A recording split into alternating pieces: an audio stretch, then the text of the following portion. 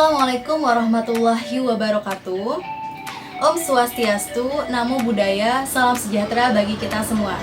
Baiklah, selamat datang di pembelajaran online pertemuan pertama simulasi dan komunikasi digital. Sebelum itu, saya ingin memperkenalkan terlebih dahulu. Nama saya Aini Aidillah Fitri. Anak-anak bisa memanggil saya dengan sebutan Ibu Aini. Di video pembelajaran kali ini, saya ingin membahas beberapa hal mengenai simulasi dan komunikasi digital. Mungkin anak-anak sudah mengetahui apa sih itu simulasi dan komunikasi digital. Jadi, simulasi dan komunikasi digital adalah suatu proses peniruan dalam bentuk visual yang mendeskripsikan kata, gambar, dan angka. Nah, tentunya apa sih yang akan dipelajari di pembelajaran simulasi dan komunikasi digital di semester 1? Yang pertama, kita akan mempelajari tentang pengembangan ide. Yang kedua, kita akan mempelajari tentang pengolahan data dengan Office. Yang ketiga, kita akan mempelajari tentang pengelolaan e-book. Oke, di semester yang kedua, nantinya kita akan mempelajari tentang pengelolaan data digital, komunikasi daring, e-learning, dan video editing. Nah, di 6 bab itu kita akan pelajari di semester 1 dan semester 2. Pembelajaran kali ini tentunya sangat berbeda dengan pembelajaran semester 1 tahun lalu. Karena sekarang kita berada di situasi pandemi corona atau COVID-19, di mana siswa dan guru didorong untuk belajar dari rumah, yakni menggunakan teknologi pembelajaran. Nah, teknologi pembelajaran ini disebut dengan e-learning. Nah, apa itu e-learning? Kali ini kita akan bahas mengenai e-learning. Yuk kita ke pembahasan materi.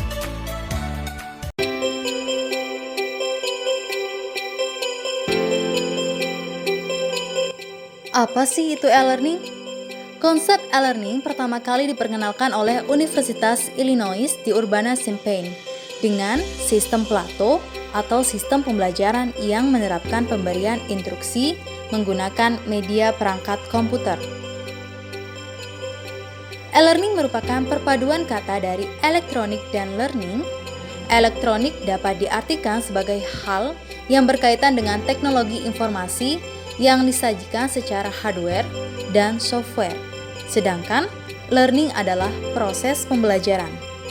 Jadi, e-learning adalah metode pembelajaran yang memanfaatkan teknologi informasi baik menggunakan hardware maupun software.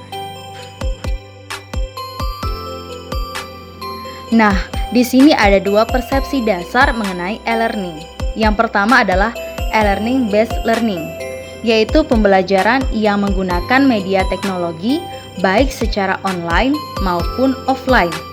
Contohnya, penggunaan perangkat digital seperti video file, presentasi dengan LCD proyektor, animasi, dan CD pembelajaran berbasis multimedia. Yang kedua adalah internet based, adalah proses pembelajaran yang secara khusus dilakukan dengan memanfaatkan teknologi jaringan internet sebagai media utama yang harus disediakan. Nah, peserta didik tentunya dapat belajar di mana saja, kapan saja, tanpa terkendala ruang dan waktu selama terkoneksi dengan internet. Dengan adanya e-learning, maka memberikan 6 aspek yang berpotensi dapat meningkatkan prestasi belajar, yaitu 1. Globalisasi informasi.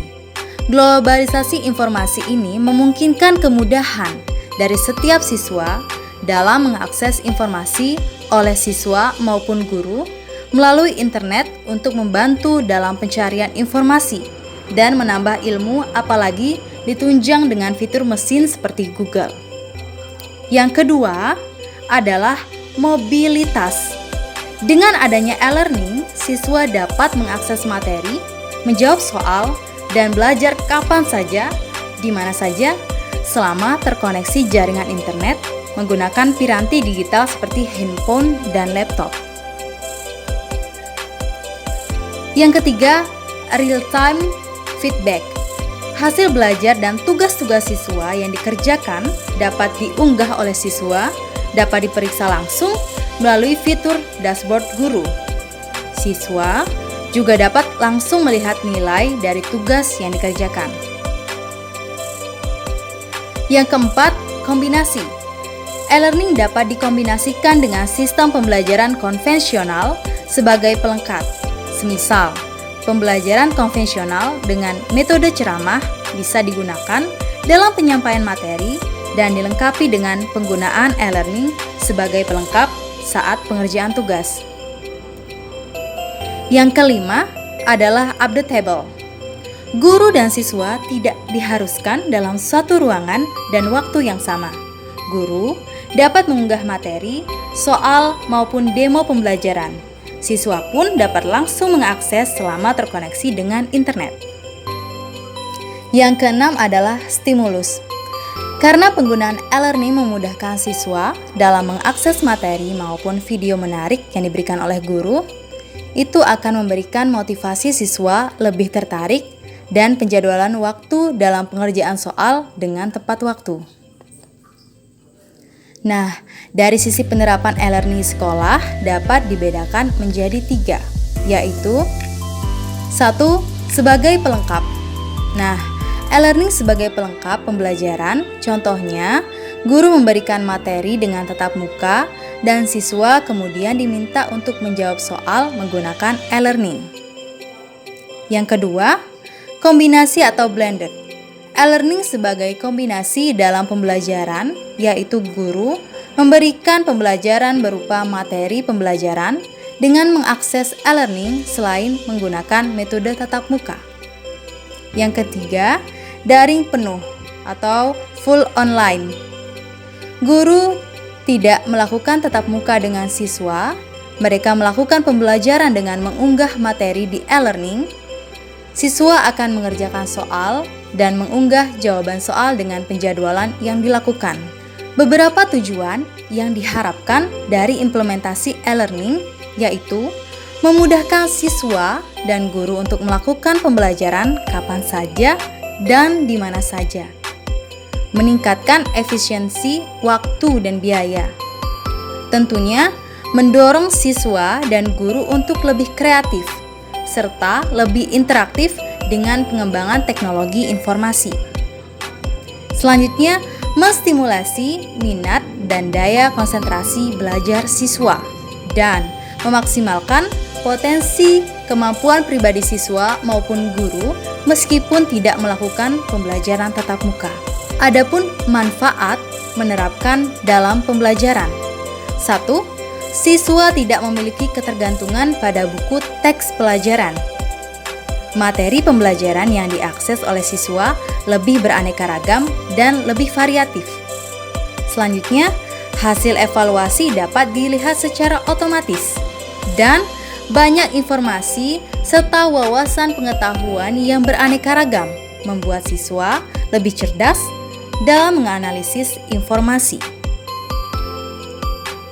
Selain memiliki manfaat, ada pun kelemahan penerapan teknologi e-learning, yakni siswa dan guru harus memiliki jaringan internet dalam mengakses e-learning. Kecenderungan pembelajaran bersifat individu dapat berdampak dan kurangnya interaksi sosial, dan memerlukan perangkat keras dengan dukungan software yang memadai. Nah, terdapat beberapa jenis LMS atau Learning Management System yang menjadi tren, diantaranya sebagai berikut. Salah satu jenis e-learning yang akan kita gunakan adalah Schoology. Schoology adalah salah satu penyedia layanan LMS dengan tampilan dan fitur untuk membuat kelas, manajemen, dan berbagi data. Teknologi yang dirilis oleh Jeremy, Ryan dan tim Trinidad pada tahun 2007 awalnya hanya untuk saling berbagi dan berkirim file. Namun, perkembangannya sehingga sekarang ini. Metode LMS dengan Schoology ini telah dikolaborasikan dengan SLN atau Social Learning Network atau jejaring sosial yang memungkinkan percakapan atau diskusi antar siswa serta diskusi siswa dengan guru. Oke.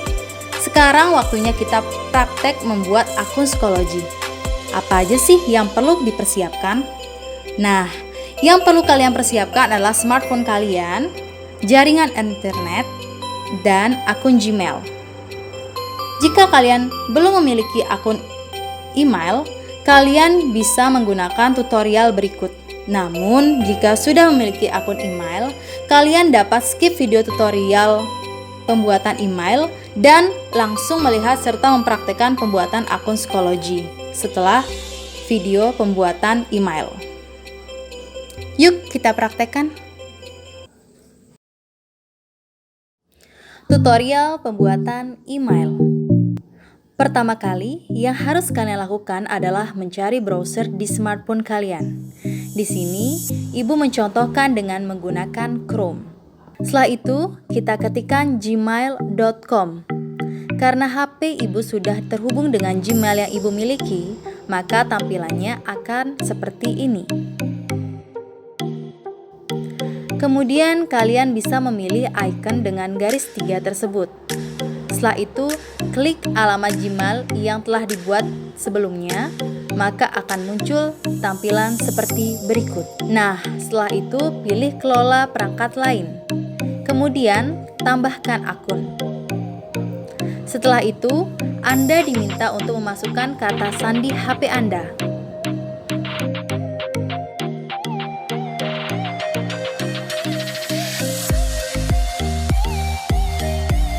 Dan muncullah tampilan awal Gmail.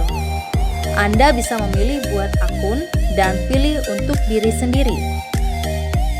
Setelah itu, isi nama depan, nama belakang sesuai dengan yang Anda miliki, dan pilih berikutnya.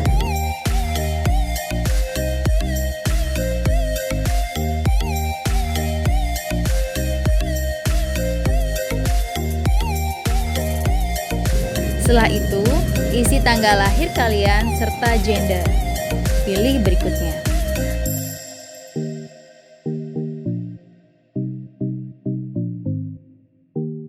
Anda akan diberikan alamat email yang telah disediakan atau membuat alamat email sendiri. Di sini, Ibu menggunakan alamat email yang tersedia saja.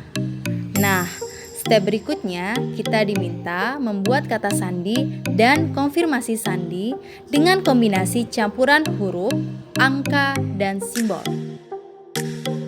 Dan setelah itu, kalian dapat memilih tombol setujui sehingga kalian sudah memiliki email yang baru.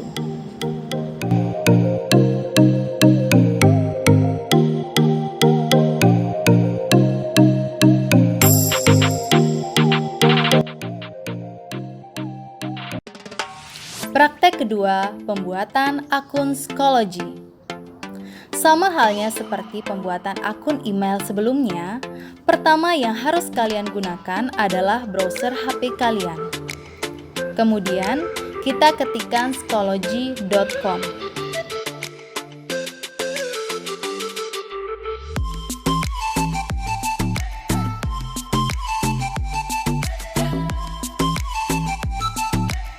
Setelah itu akan tampil tampilan seperti berikut.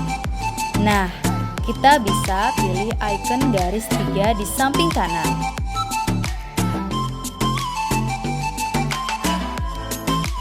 Kemudian kita pilih sign up atau daftar. Jika sudah memilih akun, kalian tinggal pilih login saja. Namun karena kita belum memiliki akun, kita pilih sign up atau daftar. Karena kita membuat akun siswa, maka kita pilih student atau siswa. Nah, di sini kalian diminta untuk mengisi akses kode. Jadi, setiap kelas Ibu akan memberikan kode akses yang berbeda-beda. Dan Ibu berikan sesuai kelas kalian. Jadi, sekarang Ibu contohkan saja dengan kode akses contoh. Setelah memasukkan kode akses, maka akan tampil tampilan seperti berikut. Kalian diminta untuk mengisi form yang telah disediakan seperti nama depan, nama belakang, alamat email yang kalian miliki. Gunakan huruf kecil untuk alamat email. Kemudian, Buatlah password baru yang bisa kalian ingat, semisal AINI1234, dan konfirmasi password yang sama, AINI1234. Kemudian isi tanggal lahir kalian, dan jangan lupa mencentang pernyataan tersebut. Setelah itu pilih register. Jangan lupa email dan password yang kalian gunakan dicatat agar tidak lupa.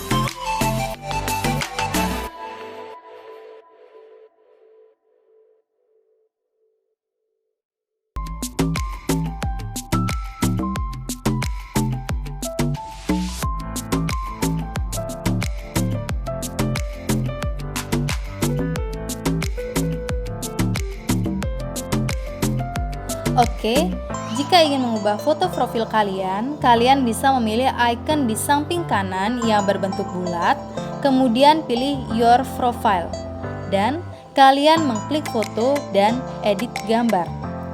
Kalian bisa menggunakan gambar yang telah tersedia ataupun foto kalian dengan memilih Attach File.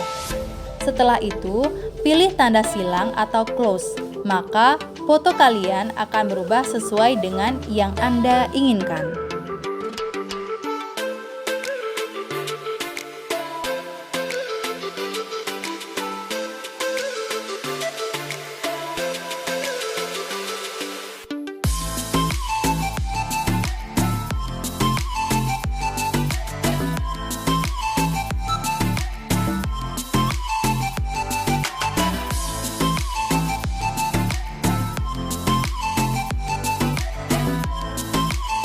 Setelah itu, kalian bisa kembali memilih icon paling kanan atas untuk keluar dengan cara memilih logout atau keluar. Jika kalian ingin membuka kembali akun tersebut, kalian bisa membuka Schoology.com dan memilih tombol login atau masuk. Dan tidak perlu sign up atau daftar kembali karena sudah memiliki akun. Tinggal masukkan email dan password yang sudah kalian buat sebelumnya.